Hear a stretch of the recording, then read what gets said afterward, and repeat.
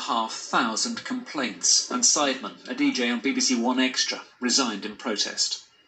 But the BBC sanctioning the N-word being said on national television by a white person is something that I can't rock with. Last week, the BBC issued a statement on the matter. It said it acknowledges that the word is highly offensive and that it had upset people. But it also added the family were determined that the BBC should report the racist language in full.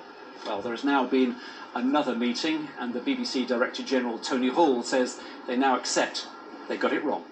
A statement this afternoon says the BBC now accepts that we should have taken a different approach at the time of broadcast, and we are very sorry for that. We will now be strengthening our guidance on offensive language across our output. And adds, this was a mistake, a moment to listen and learn. David Silito, BBC News. Brazil has recorded 100,000 deaths from COVID-19 with more than 3 million infections. Meanwhile, in America, there are now 5 million cases with more than 162,000 deaths. The US and Brazil are the two countries worst affected by the pandemic.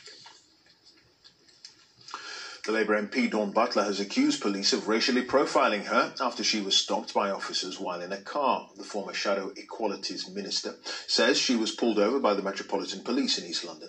Our correspondent Dan Johnson is here. What more do we know about all this? Well, this happened about midday in Hackney. Dawn Butler was a passenger in a car that was stopped, she says, for no apparent reason. And she reported that, and in the video she could be heard telling the officers that she thinks the way they profile people is wrong and can create animosity. Well, the Metropolitan Police has issued a statement this evening saying an officer had incorrectly entered the registration number into a police computer which showed the car was registered in Yorkshire. It says when that became apparent, the officer sought to explain that to the occupants and then they were allowed on their way. The force says no searches were carried out on individuals. But Dawn Butler told me this evening, well, that raises the question of why was that registration being checked? Why was it being entered anyway? She's got concerns about racial profiling, and this is something that the Met has been criticised over before because we know black, Asian, minority ethnic people are still more likely to be stopped. And Dawn Butler says she's angry about this and she wants to meet with the head of the Metropolitan Police, Cressida Dick.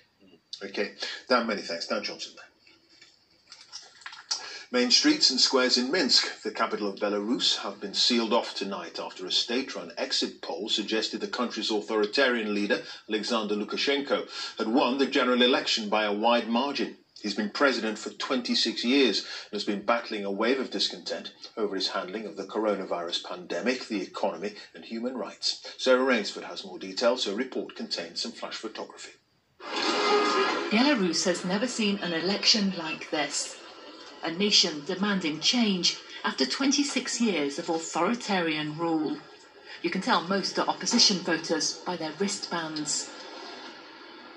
Those extraordinary scenes were mirrored at Belarusian embassies around the world. And from Moscow to London, voters had the same call. We do need a new president. We do need new ideas in the government. We do need new policies in every sphere of life. As he arrived to vote for himself, though, Alexander Lukashenko didn't look at all worried. This man has won every election by a landslide since 1994. Easy when you control the media and the vote count. And the man once dubbed Europe's last dictator was scathing about his